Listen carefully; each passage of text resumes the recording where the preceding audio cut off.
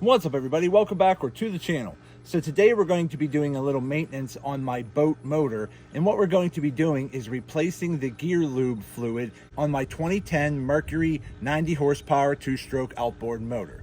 Now, just like changing the oil or the transmission fluid in your car, it's extremely important to stay on top of changing the fluids in your outboard motor because it's going to help protect the motor and keep it running in its most optimal condition. So without further ado, let's jump in and let's get this started.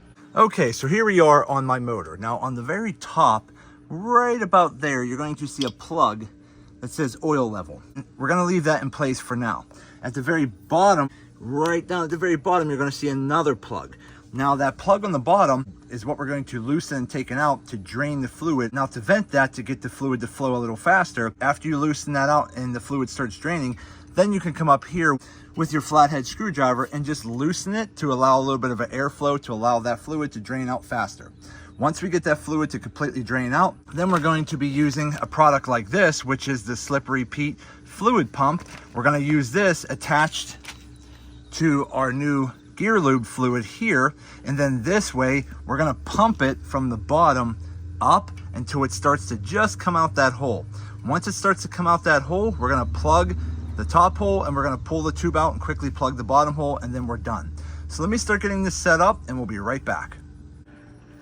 Okay, so we're back, and I have the bottom plug removed and I have the top plug removed, and I just have them sitting over here on the trailer, and now all the fluid is draining out. Obviously it's pretty black looking, it's probably pretty bad, and it's ready to be replaced. So you're just going to let that drain for a little while, and once it's fully drained, we'll be right back and I'll show you how to fill it back up.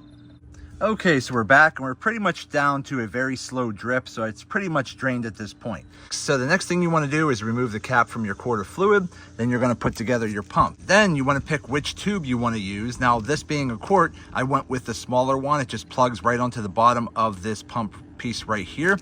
That way, when you screw it down, the hose reaches to the bottom of the quart. So once you stick that in, tighten it back up with the threads at the top. Then what we're going to do is we're just going to slide this end of the hose here into that hole at the bottom, and we're just going to start pumping up this pump right here and just squirting the fluid in, and we're going to keep pumping it until the fluid starts to come out the top.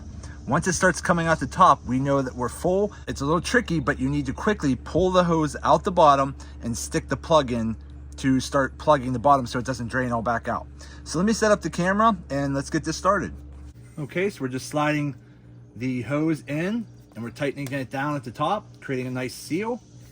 Okay, now real quick, every motor is going to be slightly different in the diameter of the plug at the bottom. So if your hose does not fit, so for example, this hose here is a little too big for that hole to really get that hose in there, you could always try to pinch the tip of this hose a little bit to kind of squish it in there, or try to use some type of adapter. I have one of these extra adapters here from a different hose kit that I had before, so I'm going to slide that in there, which you can go online and find these, but I had this piece from a kit I had a long time ago, so I'm not exactly sure where to get that. But I'm going to go ahead and put that fitting on there, slide that up in there, and we're going to start pumping it just like that until we start to see fluid come out the top.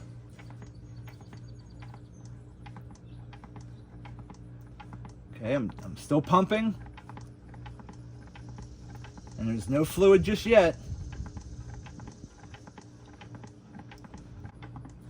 And it's best to pump it from the bottom up. Now, some people do it from the top down, but I'm a firm believer in pumping it from the bottom up just because it gets a lot of the air bubbles and air pockets out of your fluid. If you pump it down, you're potentially creating air pockets inside the gear case. There it goes. So it just came out the top. So now we're done. Now I got to take my little plug and try to pull out this plug and stick this in at the same time. So you got to be quick about it.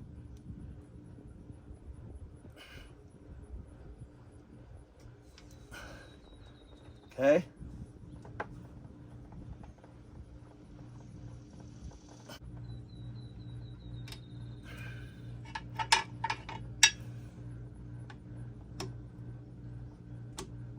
Okay, there we go. So again, you're going to get some of this fluid on your hand, but have your screwdriver ready.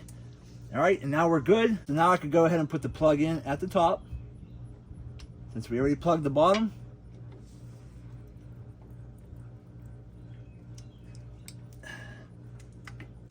Okay, so now I'm just gonna wipe my hands off with a paper towel. We're gonna come down here, kind of wipe off any of the excess fluid.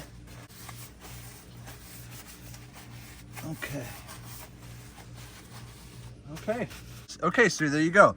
So if I take a look and see how much I used, I probably used maybe about 3/4 of the quart to fill that up. So I do have a little extra in the quart here that I can use at a later date if I need to top it off. But overall, we're pretty good now. So now we could dispose of the old fluid properly, clean everything up, and we're good to go. So again, this is a very quick and easy maintenance that you can do to your outboard motor that's going to help protect it, and it's not that expensive. But check your owner's manual on your motor to find out how often you should do it, because every motor is going to be slightly different. But overall, the quality of this Quicksilver marine lubricant seems to be very good. It's got really good reviews, and the Slippery Pete's pump works perfectly as well. But there you go. That right there is how easy it is to change the lower gear fluid on your outboard motor. So there you go, everybody. So as you can see, it's very easy to change the gear fluid on your outboard motor. It doesn't take that long, and it's even easier if you have one of these Slippery Pete's pumps.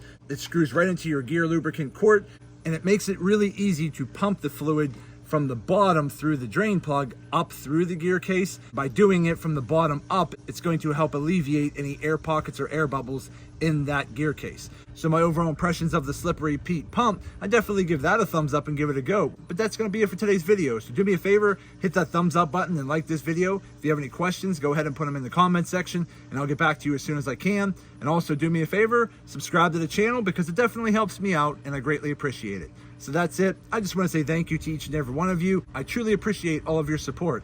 And as always, see you in the next video.